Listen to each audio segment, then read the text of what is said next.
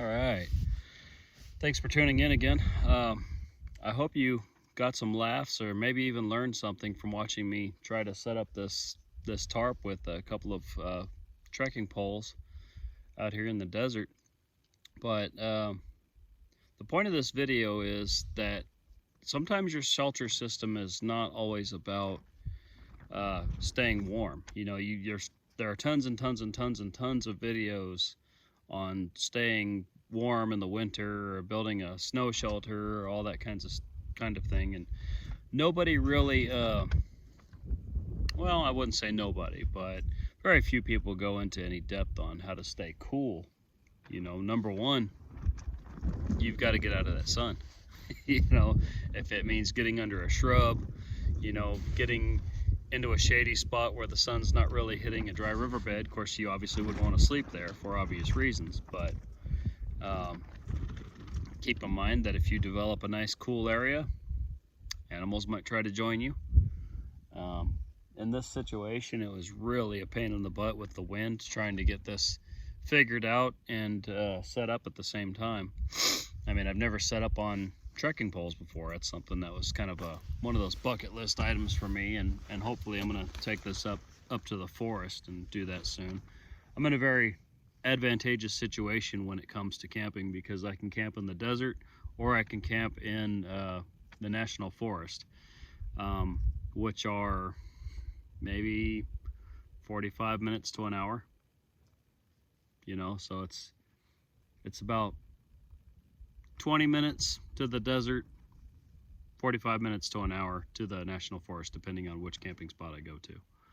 So I get to experiment in all kinds of different climates, you know, in such a short period of time. I mean, probably less than 20, I wouldn't say less than 20 miles.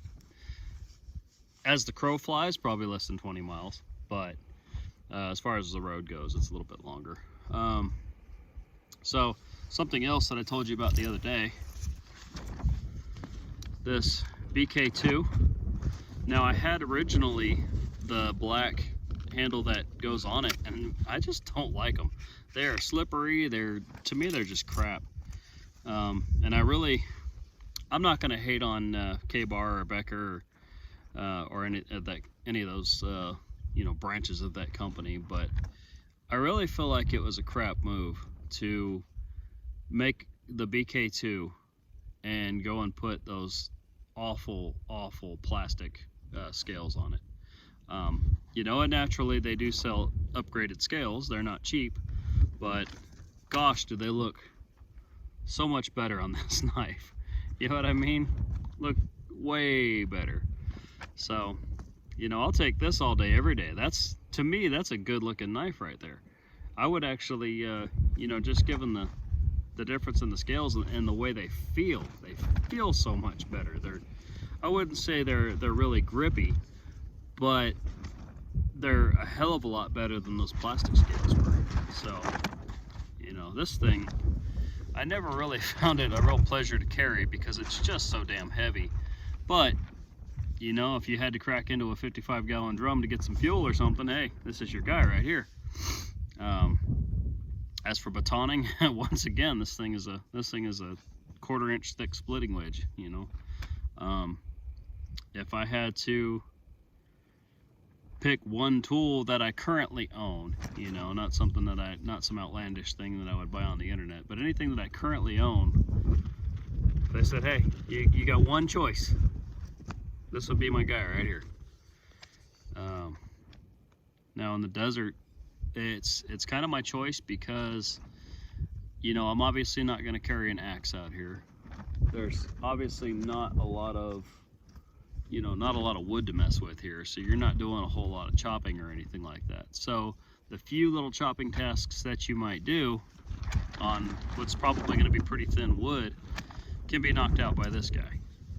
So in the desert, I don't mind carrying this. Now up in the forest, I tend to carry a lighter knife plus an axe, or if I'm just doing regular, you know, isobutane stove camping or something like that, I'll carry just a knife like that, the BPS that I bought, or the Rat that I lost, or the Tarava you know, Jacare Puco.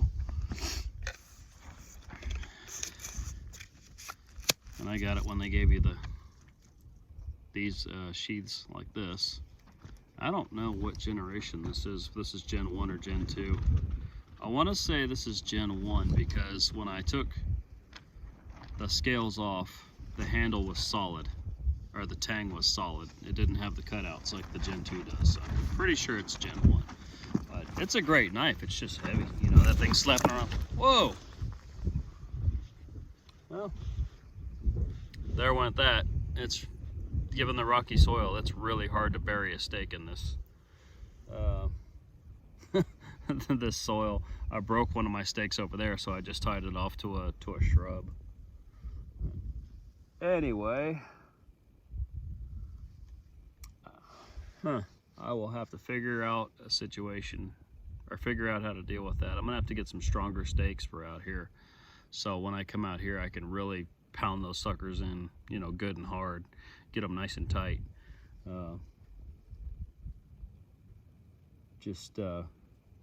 Get straight violent with them, because if I try to pound these plastic stakes in this soil, that's a losing battle right there. You almost have to have steel stakes, that way you can just pound them through rocks or whatever. That, or just tie all the guy lines off to the shrubs around here.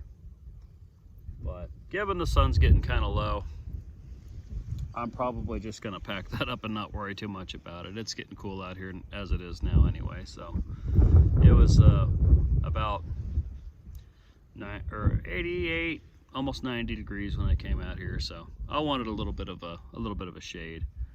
But given the time of day it is now, I'm probably just gonna finish my cigar and head on home and call it a night. And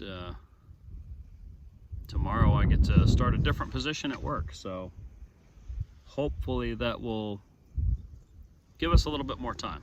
Hopefully we can make some more videos and all that good stuff, and enjoy some more outdoor time, and start doing more of the things that really are enjoyable to me. So let me wrap all this up before it flies away, and I'll catch you in a minute.